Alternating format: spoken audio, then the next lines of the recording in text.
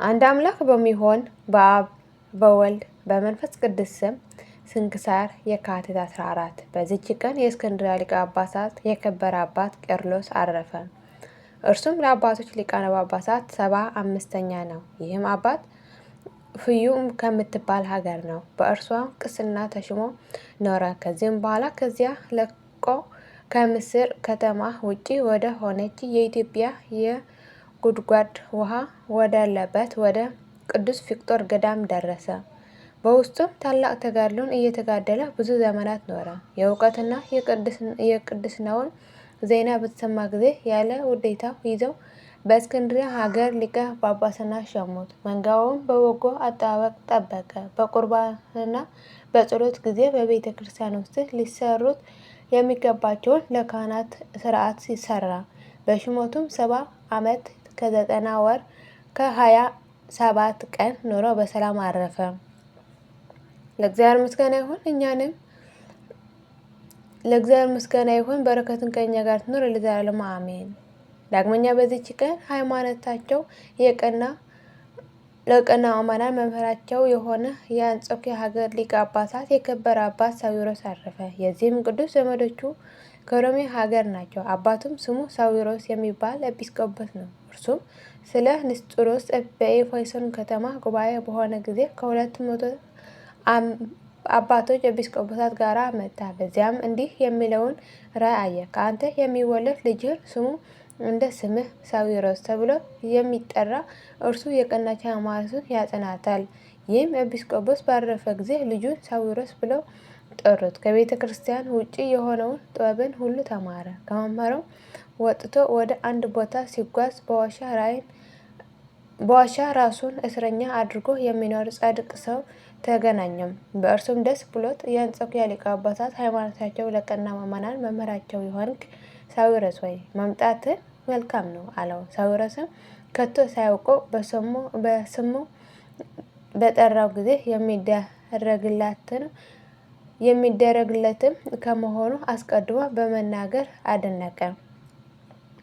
ከዚህም በኋላ ሳዊሮስ ትሩፋት በመስራት አደገ። መልካም ስም አጠራሩና ዜናውን ተሰማ። በአባ ሳዊሮስም ገዳም መነኩሶ ታላቅ ተጋድሎን ተጋደለ። ለትሩፋቱም ስራ እጅግ የተጠመደ ሆነ። የከበረ ወንጌል በተራራ ላይ የተሰራች መንደር መሰወር አትችልም እንዳለ ዜና በሁሉ ዘንድ ተሰማ። የአንጾኪያ ሊቀ ጳጳሳትም ባረፈ ጊዜ አዋቂዎች ኤጲስቆጶሳት ይህ የከበረ ሳዊሮስ ይሾሙት ዘንድ ተስማምተው ያለ ውዴታ ወስደው በአንጾኪያ ሀገር ላይ ሊቀ ጳጳስና ሾሙት። በሹመቱም እስከ ዓለም ዳርቻ ያለች ቤተ ክርስቲያን ብርሃን ሆነለት።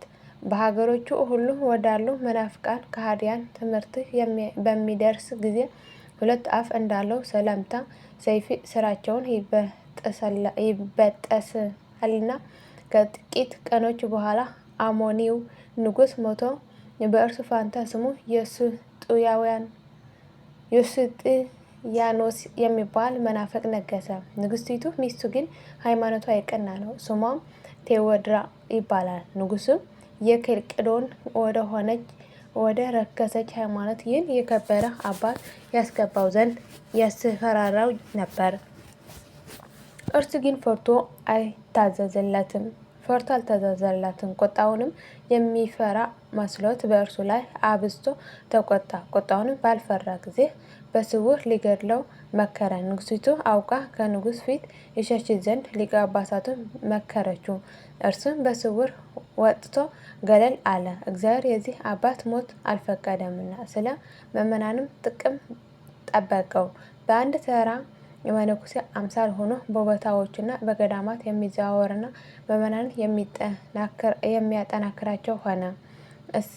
ስካ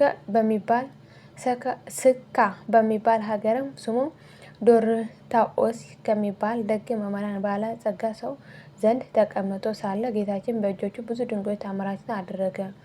ሰካ በተባለ ሀገርም እስከ አረፈ ድረስ በቀናች ሃይማኖት ይጸኑ ዘንድ ሁሉንም ያስተምራቸው ነበር። ከዚህም በኋላ ወደ ዝጋ ገዳም አፈለሱት።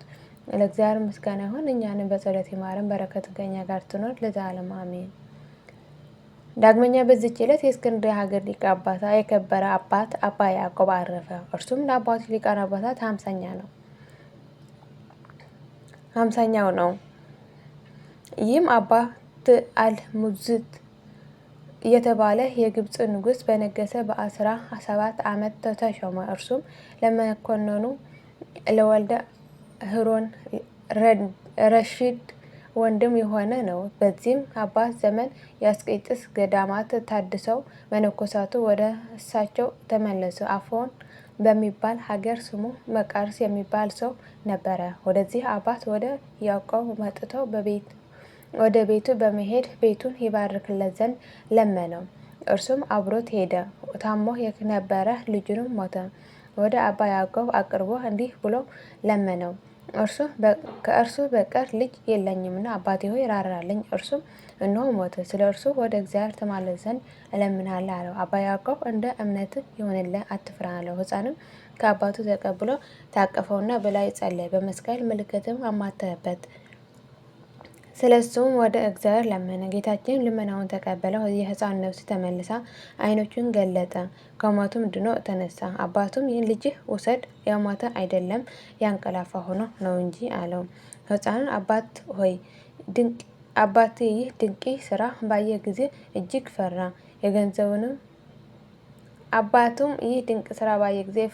የገንዘቡንም እኩሌታ ለምጽዋት ብሎ ሰጠው። እርሱም ወደ ኢየሩሳሌም ልኮ ሃይማኖታቸውን ለቀና አማራን ሁሉ ወደ እርሷ በመጡ ጊዜ መጠጊያ ትሆን ዘንድ ቤተ ክርስቲያን ሰራበት። የአንጾኪያ ሊቀ ጳጳሳት ዲዮናስዮስም ወደ ምስር በመጣ ጊዜ ከአባ ያዕቆብ ጋር ተገናኝቶ ከእርሱ ዘንድ ጥቂት ቀኖች ተቀምጦ ወደ ሀገሩ ተመለሰ። ይህም አባት ያዕቆብ በችሞቱ 10 ዓመት ከ8 ወር ከ3 ቀን ኑሮ በሰላም አረፈ። በረከት ከእኛ ጋር ትኑር፣ ለእግዚአብሔር ምስጋና ይሁን፣ አሜን። ዳግመኛ በዚህች ቀን የቅዱሳን ዳርዮስ፣ የጳውሎስ፣ የአኩደራስና የሊድና መታሰቢያቸው ነው። በረከታችን ከእኛ ጋር ትኑር፣ ለእግዚአብሔር ምስጋና ይሁን፣ አሜን። የካቲት 14 ቀን የሚከበር ዓመታዊ ቅዱሳን በዓላት፦ ቅዱስ ሳዊሮስ ዘአንጾኪያ፣ ቅዱስ ቄርሎስ ሊቀ ጳጳሳት፣ አባ ያዕቆብ ሊቀ ጳጳሳት፣ ቅዱስ ዳርዮስ፣ ቅድስት ሊድና። ወርኃዊ ቅዱሳን በዓላት፦ አቡነ አረጋዊ ዘሚካኤል፣ ቅዱስ ገብረ ክርስቶስ መርኃዊ፣ ቅዱስ ፊልጶስ ሐዋርያ፣ ቅዱስ ሙሴ እግዚአብሔር ሰው፣ አባ ስምዖን ገዳማዊ፣ አባ ዮሐንስ ጻድቅ፣ እናታችን ቅድስት ናስሬት። የሁሉም ቅዱሳን በረከትና ረድኤት ምልጃና ጸሎታቸው ከመላ ሕዝበ ክርስቲያን ጋር ለዘላለሙ ጸንቶ ይኑር፣ አሜን። አቡነ ዘበሰማያት ይትቀደስ ስምከ ትምጻእ መንግሥትከ ወይኩን ፈቃድከ በከመ በሰማይ ከማሁ በምድር ሲሳየነ ዘለለዕለትነ ሀበነ ዮም ህድግ ለነ አበሳየነ ወጌጋየነ ከመ ንሕነኒ ለዘአበሰለነ ኢታብአነ እግዚኦ ውስተ መንሱት አላ አድኅነነ ወባልሐነ እምኩሉ ኩሉ መዚአከ የትመንግሥት ኃይለ ስብሐት በሰላም ቅዱስ ገብርኤል መልአኩ እግዝእትየ ማርያም ሰላም ለኪ ድንግል ሆይናኪ ወድንግል በሥጋኪ እምእግዚአብሔር ጸባኦት ሰላም ለኪ ብርክት አንቲ እምአንስቶ ብሩክ ፍሬ ከርሥኪ ተፈሥሒ ፍሥሕት ወምልዕተ ጸጋ ምስሌኪ ጻል ወጸልይ መረሰንታና አብ ፍቅረ ወልድከ ኢየሱስ ክርስቶስ ከመ ይስረይ ለነ ኃጣውኢነ ለዓለሙ ዓለም ዘላለሙ አሜን።